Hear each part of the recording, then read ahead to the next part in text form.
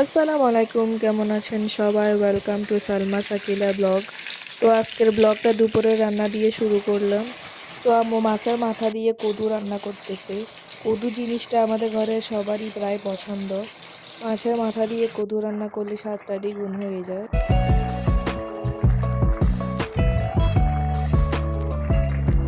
তো আম্মু এখানে মশলা কষানোর পর আলু দিয়ে দিল আর টমেটো দিয়ে দিল। আজকে আম্মু আলু দিয়ে সাগরের মাছটা রান্না করবে। আর এখানে দেখেন বাইরে যে পরিমাণে রোদ পড়েছে।